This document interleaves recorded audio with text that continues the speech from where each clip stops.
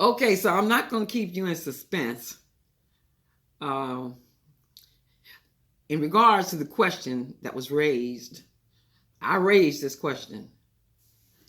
And the question was, well, God, if you didn't send me over there to that church, and I believe that you did for 25 years, and then you come along in 2007 and say, you didn't have nothing to do with that, you didn't give me those dreams, then how is it that you called me? Was it you? Did you call me to ministry in that church, or was that the devil? Well, the answer is this. God had already called me before I was even in my mother's womb. All right? To be sanctified and set apart for this work. And regardless of where I might be, that is not, okay, what matters. You know? I could have been anywhere. I could have been in jail. Anywhere. Okay? And God could have chose whatever time he wanted. Okay? What it is this. I was sent into the church as kind of a spy on the wall. Okay? I didn't know I was a spy. I was learning what they do and how they do it, and the corruption that was within, so that I would know 40 years later, today, what the new thing is. All right? He put me in the old thing, wanted me to get experience in preaching from the pulpit and so forth, and teach me about religion, because I knew nothing of religion. And when it was time, he called me. He taught me how to be sanctified in the midst, set apart in the midst of, okay, in other words, not to be people pleasing. That's the main thing I learned from being in church. Okay? Not to allow the sinners to destroy my holiness. All right? That's the reason the devil sent me there. Because they were unholy in the very same area where I was unholy. Okay? That was the area of sexuality. And between the preachers that hit on me, most were unsuccessful, but a couple of them was. All right? Tried to take me out. Okay? So I was like, you might say, put and set up by God into the lion's den.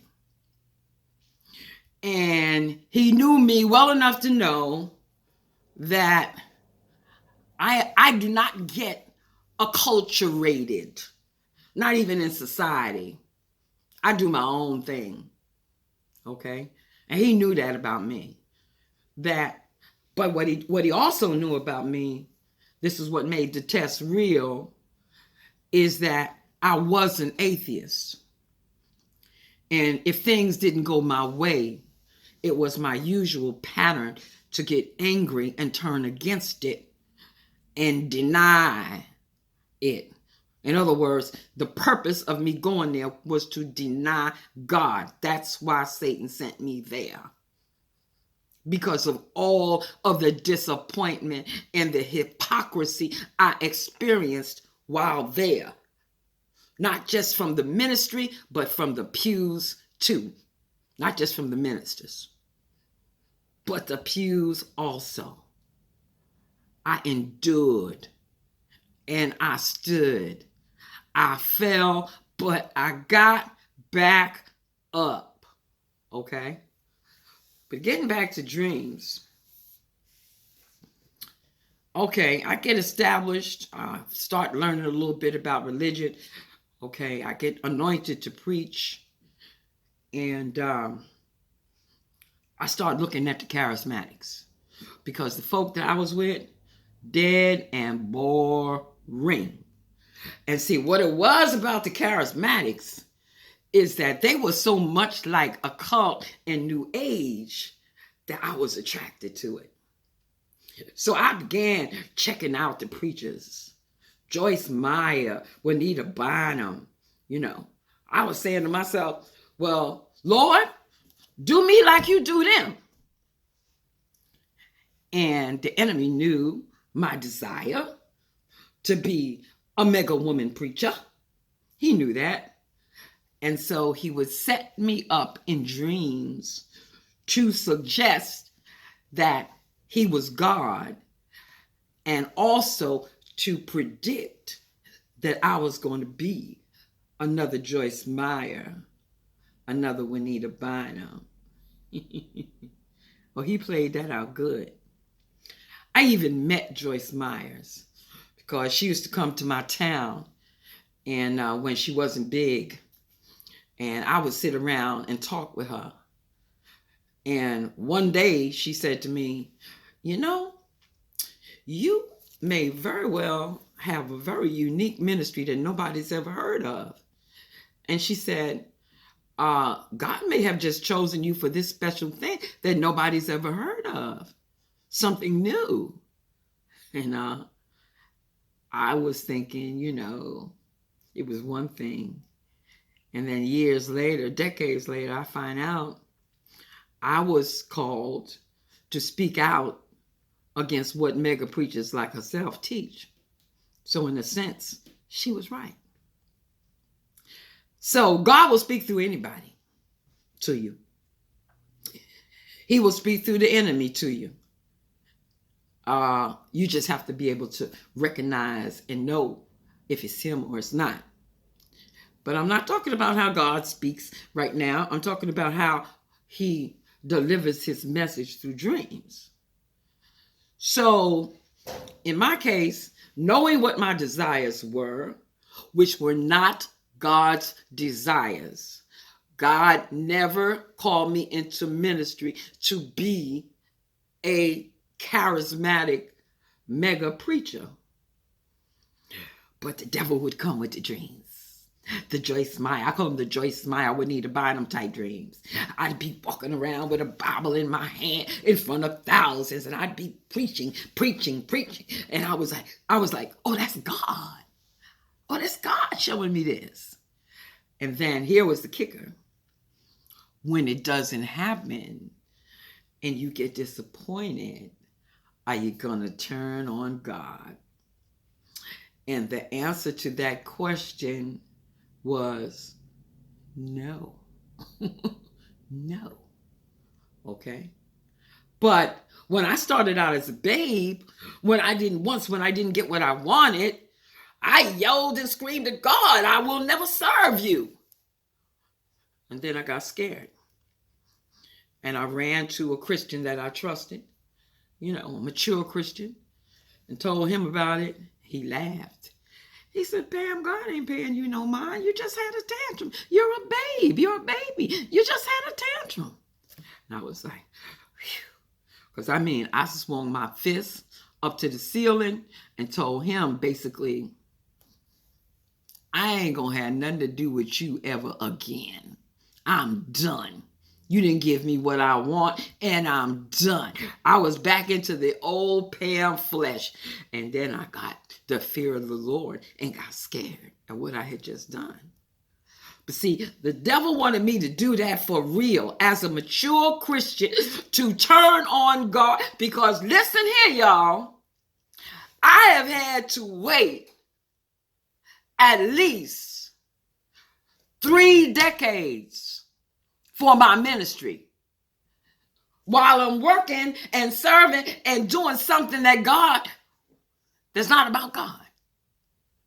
But I also had to learn. And I see myself as a kind of Moses. Okay? Moses did not get his calling until 40 years after he had to flee from Egypt and Pharaoh's court. And by the time he came forth and said to the devil in the person of the Pharaoh, let my people go, he was 80 years old. Now, I'm 75 years old. And I'm a little ahead of Moses, but at the same time, though, I've waited I went to church in 1979.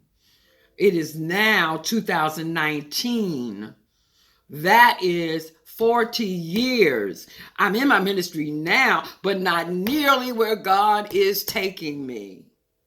So I had to survive for 40 years of deception, manipulation, people trying to dominate, men trying to tear me down, Satan giving me a ministry to disappoint me. I had to go through all of that to land where I'm at right now. And it all started with 3 dreams sent to me from Satan, telling me, find this man. And I found him, and the story that goes down between me and him, the spiritual war battle, the first battle I ever entered into was with my pastor, my Jamaican Obia warlock, homosexual pastor. Okay, he was in a battle. And, okay, unfortunately, because I really cared for him, he lost. Died of AIDS. His body shipped to Potter's Field before anybody could come and claim it. Okay? And I was the last person he talked to and begged me to pray for him. And I did, not knowing what I was doing. I just got the license. I believe this year might have been 1981, anywhere from 81 to 3. And he called one of his long-standing members. I happened to be there. She passed the phone to me and said, he's dying. Pray for him. And I prayed for him. And 2 weeks later, he was gone. But so it's not a victory that I relish, but it was the start. And there have been more battles since, and much of those battles centered around dreams, prophetic dreams that I had about this and about that. And some of those dreams came from the devil, and some of those dreams came from the Lord. And all I'm going to tell you is I'm still standing.